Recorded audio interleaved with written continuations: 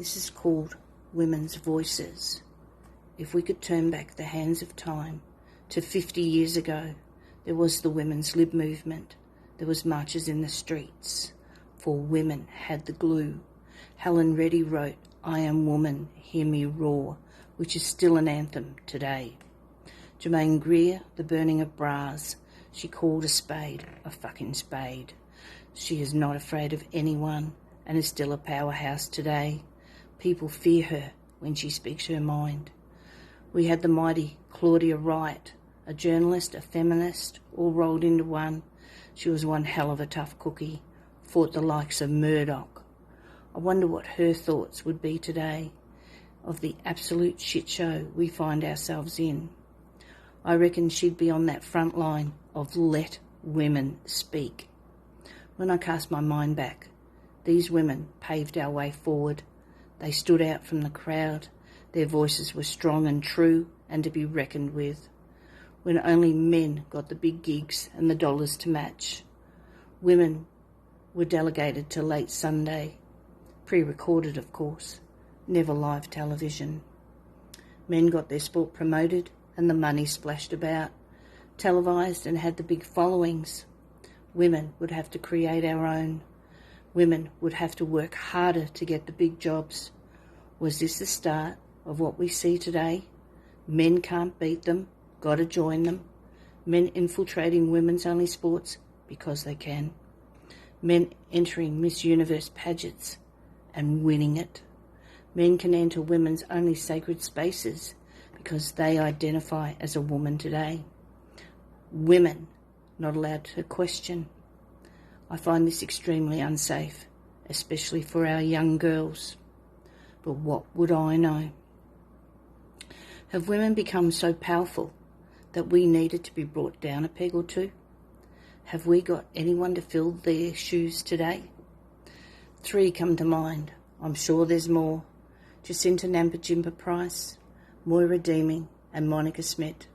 Jacinta has called for a royal commission into the abuse of Aboriginal children in remote communities. It was voted down, surprise, surprise, by the ALP, Greens and Teals.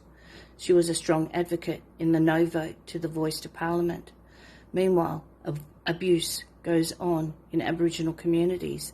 You see, the gravy train is empty by the time it leaves Canberra. Moira Deeming chose to speak at a Let Women Speak rally about our education system. She was labelled a Nazi by the leader of her party because masked men posing as Nazis did a Nazi salute as they walked past. She was expelled by the leader of her party. Many corporates have no answers, so they choose to corporate bully. Monica became a political prisoner in Victoria in 2021, charged with incitement. She was imprisoned for 22 days for what normally would have been a finable offence. But Vic Gov and Vic Pol decided to make an example of her, of what happens if you dare to question bad laws. She would not accept bail conditions. She was determined to sit it out. Pauline Hanson was also a political prisoner.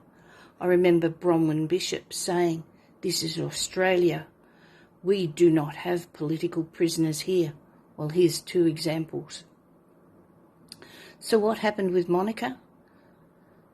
The charges were eventually dropped. So what was it all about? And for? All these women have strong values. They stand by. They have strong families who support them. When you have strong women who stand up for the rights of us all, especially of women and girls, and for children in general, the corporate boys club endeavour to destroy their credibility. Have women become so powerful that they want them back in the kitchen, chained to the sink? Do these corporate boys feel so threatened by our very existence that they need to cut them down? Why is that? Men would not exist without us, for all men are born of women. I've yet to see a true man do that. Women are the warriors, and they will still be standing. When you least expect it, you will see us rise like a phoenix from the fire. Don't ever forget it. because empowered women empower other women